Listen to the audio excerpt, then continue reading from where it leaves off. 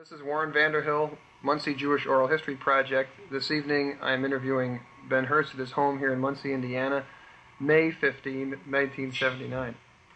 Ben, I'd like to begin by having you tell me a little bit about your parents. I'm very interested, as I have been in all of my interviews, with establishing a sense of mobility, a sense of place. How did your parents happen to come to Muncie, Indiana? Well, my father had the same type of business, a small business in Flint, Michigan, and had a partner, and sold out to his partner, and went for another business of its kind, and was tipped off to one down here that was very, very small, and decided that this is where he would come and try to make a living. Did his parents come to Flint, Michigan? Can you go back that far and establish the... No, his parents did not go to Flint, Michigan. His mother came over from Europe without his father, and his father died at the age of 40. And his mother came over and settled in New York. And my dad went to Flint, Michigan and started this business with his brother and a partner. His brother was in this business in Detroit, and they opened up in Flint, Michigan, and that's the way they got started there. You speak of this business, which is very well known to you. Could you comment a little bit more about it? It's at that time, it was just a linen supply service business. I don't think that takes any description.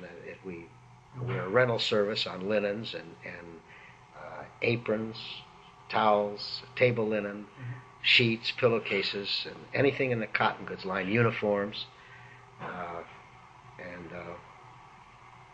that's the description. Okay. Was there a particular reason why this opportunity happened to come up in Muncie?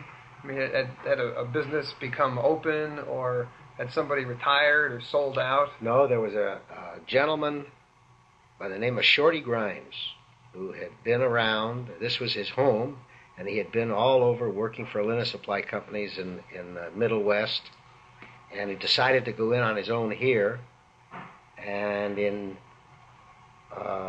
my dad heard about this in May or June of 1937, where he owed so much money that they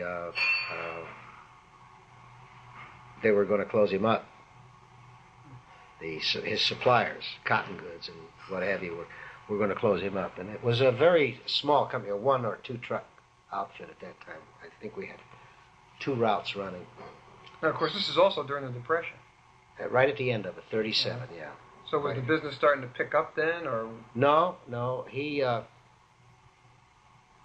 It really wasn't much of anything, because we contracted our work out to another laundry. He didn't even have his own processing facilities. And no, I think that this man had gone as far as he had. In fact, when it's a comical part of it is that when along with the climate that was here in Muncie, Indiana at the time, he happened to be an Irish gentleman, and he went all over town telling that this is the first time in the history that an Irishman screwed a Jew because of what we gave him.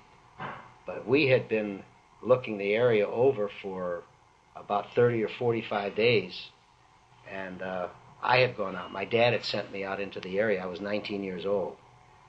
And I came back and I told him what I thought we could do here from the experience that we had had in Flint, Michigan.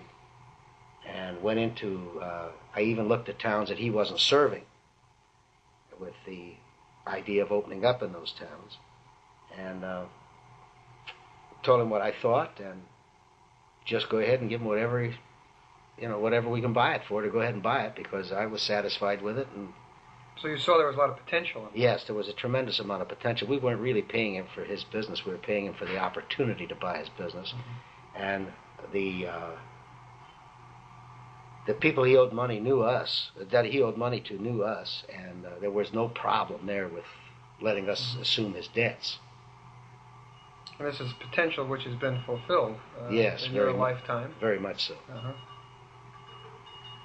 Could you comment a little bit about what the Jewish community was like in your parents' day, perhaps contrasting it with the way you see it today, what changes have taken place in the community itself? are you looking for interaction between the Jewish community and the non-Jewish community, or just in the Jewish community? Well, the second of your questions is another question. So right now, I'd just as soon stay with the involvement of the people within the Jewish community and not the contact between Jews and non-Jews. What was life like in the late 1930s, 1940s within the Muncie Jewish community, as you recall it? If you're talking about social life, the social life revolved itself around the temple. And whenever there was any social function, it was in the basement of the temple, in the recreation room, or in somebody's home. And as far as I'm concerned, my folks played cards with people like Bernard Friend's mother and father, and Sam Dobro's mother and father, and the Paisels. Were your parents very active in the Jewish community?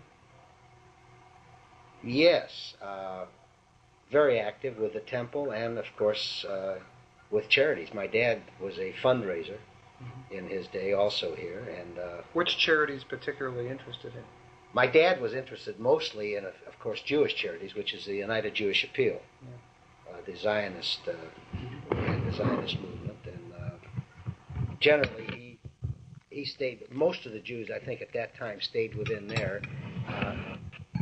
And the United Jewish Appeal, of course, was not only for charities as far as the Zionist movement was concerned, because it also took care of the poor Jews and the old folks' homes and that type of thing in the area. And we also always had a fund here that Dave Dobro used to take care of, and now Sam, I think, takes care of it, Sam Dobro, to help out any indigent Jew that might come through the area. If he needs help, they send him to Sam Dobro, because Sam takes care of that fund. Yeah. You mentioned during our preliminary conversation before we began the taping that your family was an Orthodox family. Yes. Wasn't that somewhat difficult in a town like Muncie, Indiana, to keep kosher? Yes, but they found their ways. It used to come up by bus from Indianapolis every once a week. I don't remember what day. The butcher used to every Thursday. The butcher used to put it on the bus for any family in Muncie that kept kosher. The Dobros kept kosher. My folks kept kosher, and Sam Gold kept kosher. That's the Lappins. The Bardicks, there were quite a few of them. I would say that the butcher in Indianapolis at that time did quite a little business here between selling them lox and bagel and kosher meats and Jewish rye breads and that type of thing. I think the butcher was very happy with us here. You mentioned that your father was interested in Zionism. Could you expand on that a little bit? How did he happen to become interested in the Zionist movement? I can't tell you how he became interested in it. He was always, I think most Jews in those days were actively engaged, or at least they thought quite a bit of a homeland for the Jewish people after all the problems that were going on in the world, and where he came from. You have to remember that he came from a small town in Poland. It was Austria at one time, and in Poland, and there were always pogroms. And, they ran away from that. So they were willing to go to work and help people get out of those kind of situations.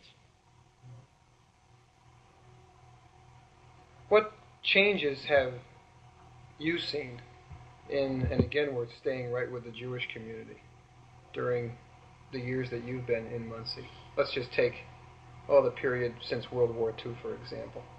When you came here in 1937, how old were you at that time? 19. Okay.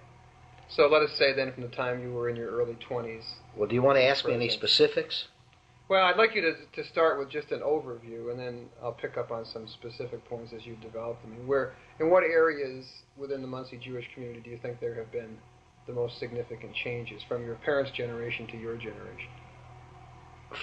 You see, I'm not a very good judge of that, for the simple reason that I'm not a religious type Jew. I really don't know what goes on down at the temple. I think that if you would ask my 37-year-old son, is he 37 or 38? 37. He would know more. His wife, by the way, has intermarried. He married a Jewish girl the first time around, and now he's married to a lovely girl, but she adopted the Jewish religion, Jewish faith. And I think they would know more that goes on in the Jewish community because she's right now president of the sisterhood and works very hard. I think that some of our daughters that adopted the religion are the worst kind of Jews that they are. They always push you to be Jewish. I've heard that from other people. Yeah. You don't want to go to temple that often. The strength of the converted. Right. From my viewpoint, and remember, I'm not here much, okay? I'm out of town about 7 months a year. I think there's a weakening. Maybe my wife doesn't agree with me. There's a weakening of the Jewish community here. To what do you attribute that? Why do you think it's weakening?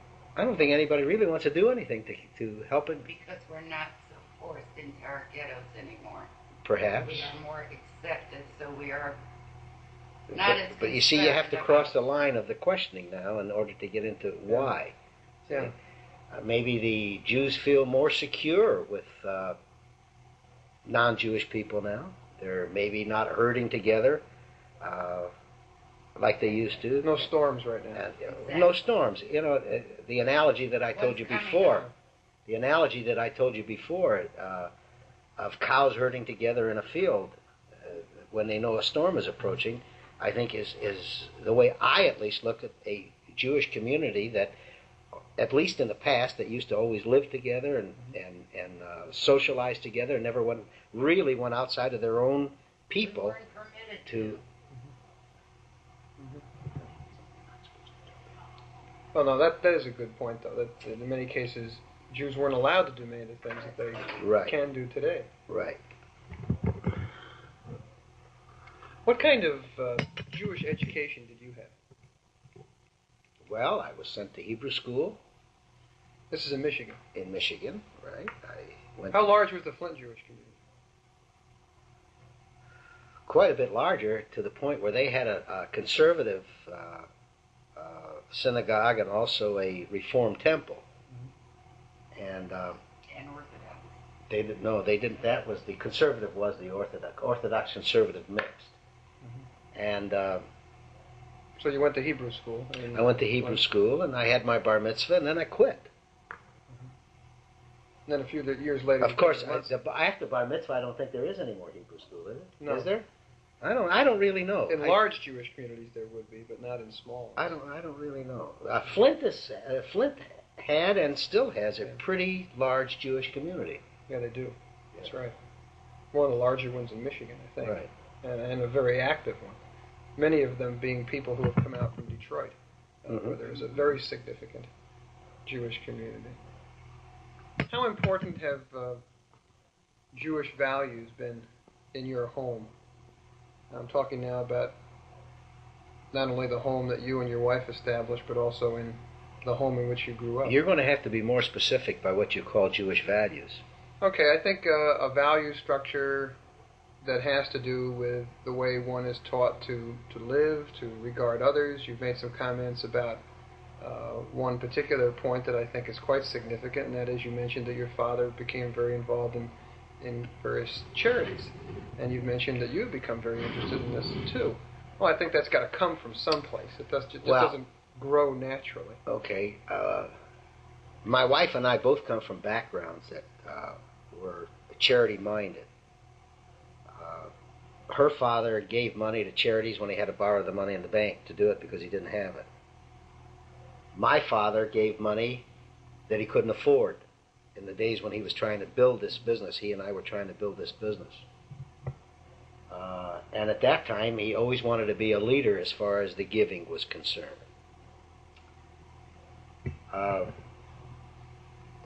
My Jewish values, most of them, I would say, it comes from the word tzedakah. Tzedakah, which means charity in Hebrew. And I value that. Before, when we were talking, that I think you just mentioned that you can take anything you want to out of the Jewish religion, and we all do. Some go to temple every Friday night. I don't go. I don't like to go to temple. It's not my bag.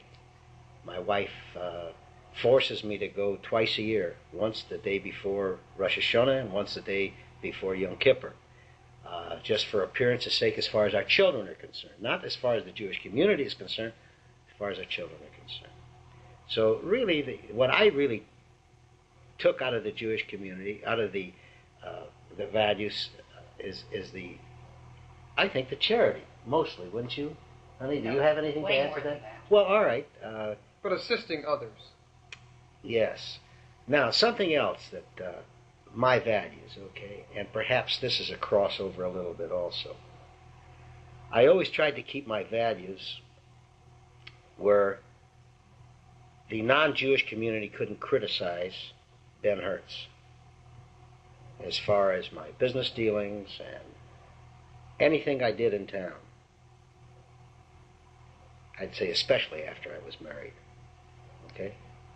I may have tried to get away with a little shenanigans here and there before I was married, but nothing earth-shaking. Never with dishonesty. No, never with any, no dishonesty. But,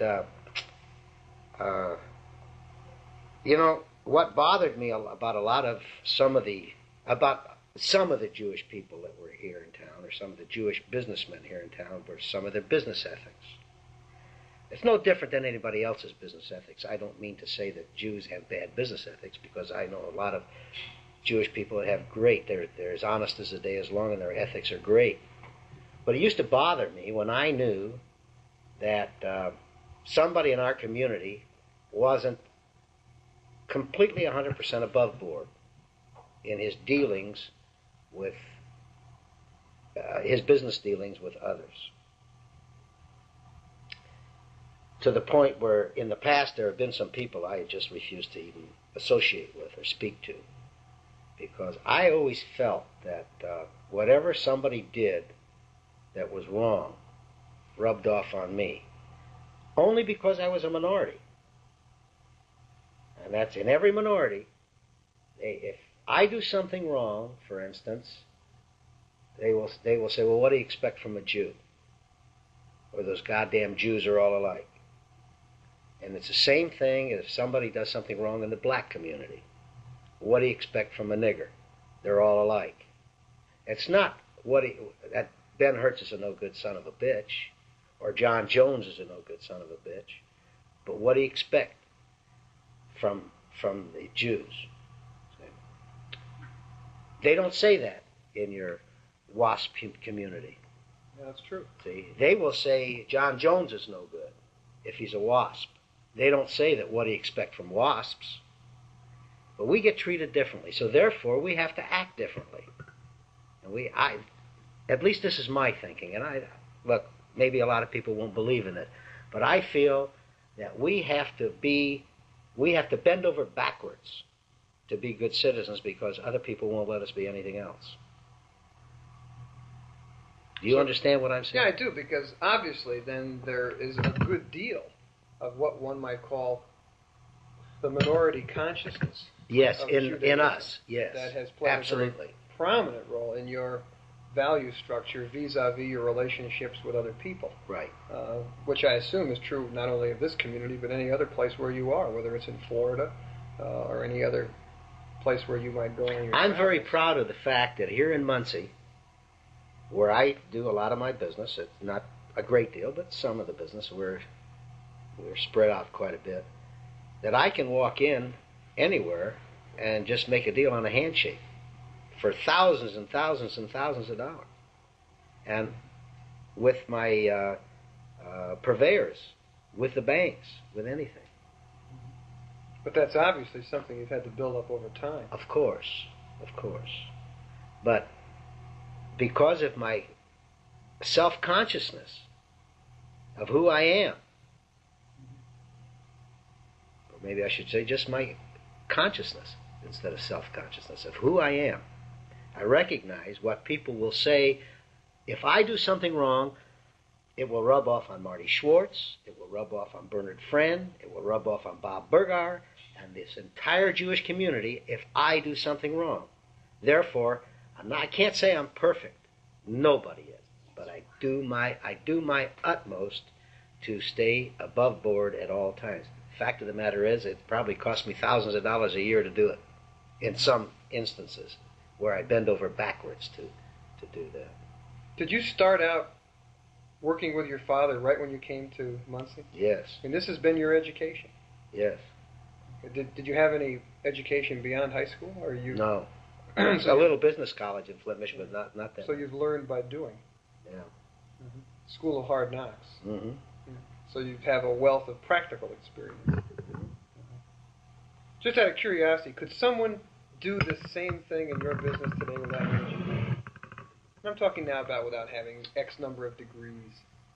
I'm just curious. Gee, because, And you've got a perfect example with two sons. One that graduated yes. IU and one that did not. Well, I'm curious about that because I've always been interested in your business. It's one that really intrigues me. I mean, our company here? Yeah, and I just wonder, could someone do that today from the outside without having any if they grew up collegiate experience? Yeah, if they grew up in it, perhaps. Perhaps if they grew up in it. Well, would a college degree help someone in that business? Yeah, I suppose. Yes, definitely, and probably would. We've got college, fellows with college degrees running routes for us, by the way, that like the money that they make, and maybe they couldn't find a better job, and they have to make a living, and they're working for me on a route, and probably in the future they will grow with us. So there are opportunities for these people within the company. Oh, yes. How extensive is your company? I mean, tell me a bit about it. Well, we the main operation is here in Muncie, but we bring work in from practically all over the state of Indiana into this plant. We go as far north as South Bend and across the line into Michigan. That's out of a depot in Fort Wayne that we haul in every day by tractor trailer. We have we don't have a separate operation, but we have a good number of trucks that leave here every morning and go into Indianapolis and then run south out of there.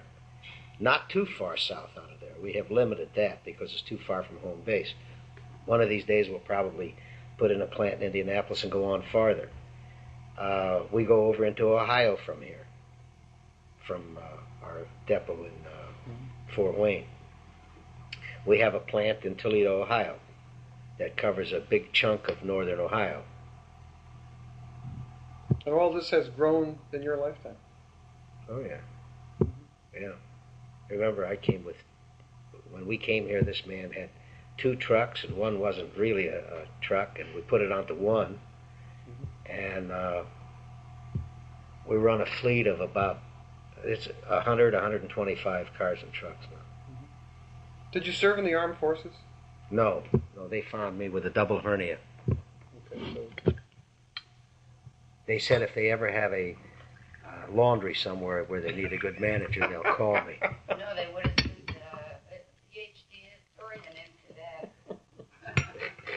Well, they would have put him in OSS or something like that. Well, we've talked around this last question a couple of times, but it's one that I do want to have you reply to in a specific sense, and it's one that I've asked all of the people I've interviewed. That's good. That's Jewish, by the way. And that is, I'd like to have you comment on the future of this Jewish community in Muncie as you see it. I think most of us that can get out leave, at least for a good portion of the winter. The Burgars are now beginning to go south, and well, they have been, I guess, over the last few years. And the Dobros and the Hertzes. Most people got out of here as often as possible from way back, not just in the later years. But I'll tell you what this town taught me as far as business is concerned, if that would be of interest to you. It taught me how to organize a business so I wouldn't have to be here. I don't dislike Muncie, but to me... You don't dislike it, but on the other hand, you don't want to be here very much. I don't want to be here 12 months a year, no. Maybe is that because of climate or other reasons? Well, very frankly, there isn't a hell of a lot of social life here for my wife and I. There aren't too many people that we see in Muncie. Yeah, in the Jewish community. In the Jewish community. Are most of your friends in Muncie within the Jewish community? The others are acquaintances. Yeah. Okay. So your friends are in the Jewish community. I would say have the acquaintances Bergauers outside. and the Dobros. We don't see a whole lot of people in Muncie anymore. Well, one point I neglected to mention, which is of great historical importance, and I should do this. I would be remiss if I didn't. And that is that we got off on a tangent, and I never asked you, well, really a two-pronged question, and the beginning of it is, how have you found the relationship between Jews and non-Jews in this city during your life here? Well, it certainly is easing up now. When we first came here, I would say that the non-Jewish community really didn't know what a Jew looked like, even though they did business with them every day, such as in Paisl's jewelry store or Stanley Schuster's clothing store or whatever, or out at Junior Marx's. A lot of the nurses came to take a look at me when I gave birth to Jack because they'd never seen a Jew. We had competitive problems when we first came into this town, strictly from a Jewish standpoint. Strictly from a Jewish standpoint. That we were told point blank when they quit and went to a company out of Newcastle that they'd never done business with a Jew before, and they weren't going to start. And they were talking to me and didn't know I was Jewish. I'll give you an incident that was breaking in a new route man myself. Of course, we were small in those days, and I did everything. And the first 6 or 7 customers we went to in the morning had quit. So we don't want your service anymore. And couldn't get them to tell me why. But the last one that I went to that morning, or the 6th or 7th one that I went to that morning, said, well, we don't want to do business with a Jew. We understand some Jews bought Midwest Town. So I rolled up my sleeve and I says, what's the difference in the color of our skin? He says, nothing. Why? I says, I'm the Jew you're talking about. You've got to be kidding. And I said, do you ever buy any jewelry? He said, yes. I said, who do you buy it from? He said, Harry Paisley. I says, do you follow baseball? Yeah, I love baseball. I says, who's the best hitter in the American League today? He says, Hank Greenberg. I says, did you know he was a Jew? Oh, come on, you've got to be pulling my leg. This is what went on here. It was a hotbed. It was a hotbed. Remember that there was the Klan was strong here through an attorney here was one of the big leaders, Cecil Benedum. I suppose other people have told you that. There was a Court Asher here with the X-ray newspaper that blasted Jews all over Hell's Half Acre. And this is the education that people got about Jews. And they really didn't know what the hell they were talking about. Yeah, they didn't even know what a Jew looked like. When we called the realtor about buying a home. Yes, when Pauline and I first were looking for a home, Jack was an infant. And This in the 40s? yes, Jack was born in 1941. 42. We were looking for a home, and we called, was it Mr. Daly? Bob Daly, one of the leading real estate agents here in town, and told him we were looking for a home and what areas we wanted to go into. And one of them, Pauline, my wife, talked to him, and one of the areas we talked about was an area called Kenmore. No, I think at the time it was something in Westwood that we had looked at. Well, I've heard they were both restricted. Yeah. And he point blank told her that we wouldn't be happy there, and our children nobody would play with our kids in that area. That came as a bolt out of the blue to me. So I didn't know what he was referring to at first. anti-Semitism was fairly rampant here in town in the late 30s when I came, and early 40s and all through the war. And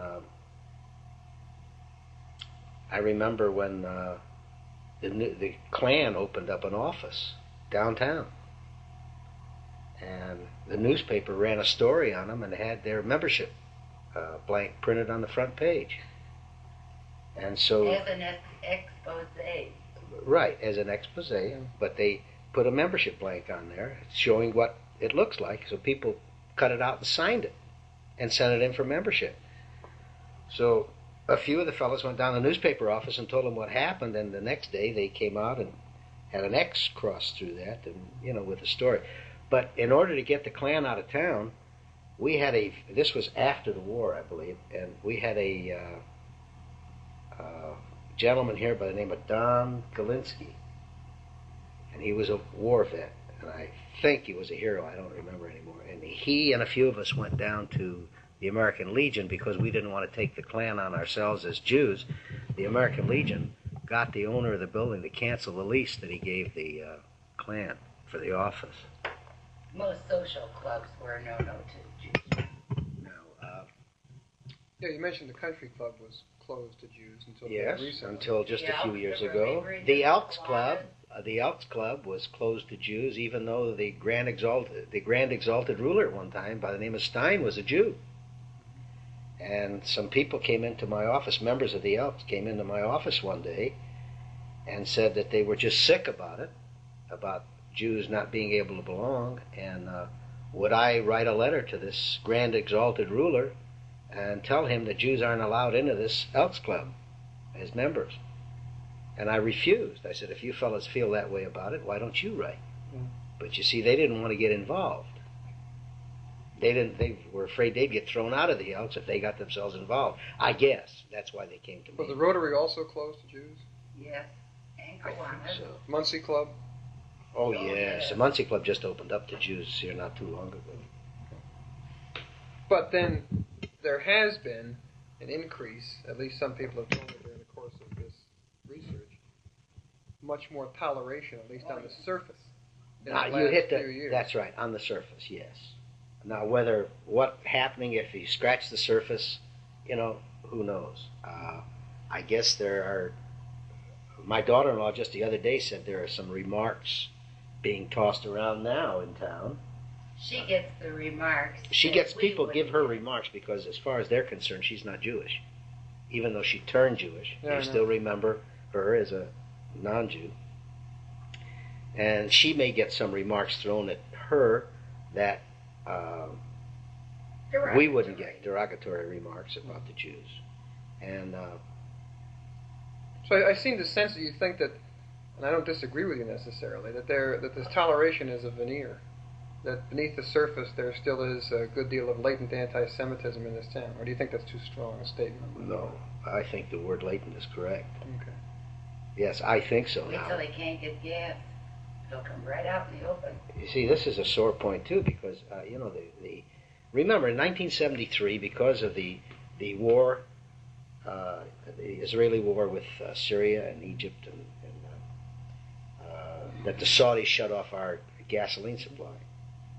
And ever since then, we've been paying through the nose for gasoline. There, a lot of people are blaming it on the state of Israel. What's the state of Israel? Jews. I'm not a citizen of Israel. Right. See, I'm an American of the Jewish faith, and that's the way I want to be known. And I preach this to a lot of people that say that Judaism is a nationality. And in fact, my folks always said Judaism is a nationality. And when I was a youngster, first getting my driver's license, they would ask me what nationality I was, and I would write Jew. Mm-hmm. I didn't know any better, because this is the way I was taught. But I don't agree with that old feeling of that Judaism.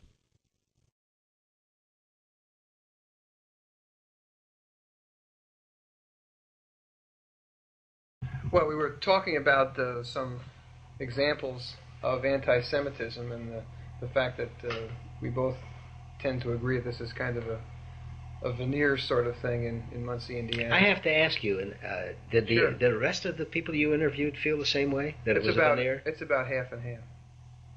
Really? Are there some people here that think that it's all gone? Yep. I really think that. And a number of people commented that they thought that we really had reached kind of, I thought anyway, this is an interpretation of my own based on their comments, that we'd reached the kind of happy land when it came to toleration. Now, I mean, I can eventually cut this out of the tape, but as a historian, I don't think that that's what history teaches us. I think history teaches us that is a bit of euphoria that is really misplaced. Well, you see, I take issue with the word toleration. If somebody's just going to tolerate you, well, then there is some anti-Semitism. well, let me go back a step. Why do they just have to tolerate? Okay, I agree with you, but I'll go back one step rather than forward one step and say that a number of people commented that I've never encountered anti-Semitism because I've never gone looking for it. That's a theme I got from a lot of people. I mean, since this is the last of the interview. Well, they must have been under the goddamn bed because it came to find you. Believe me, it came to find you in some instances. Well, yeah, I think that's what. And whoever has that idea, I think, has really got their heads in the sand. In the sand, definitely, because I can't believe that the only time that anybody ever found anti-Semitism was when they went to look for it. That I can't believe. Because people that didn't like Jews, you didn't have to go look for them.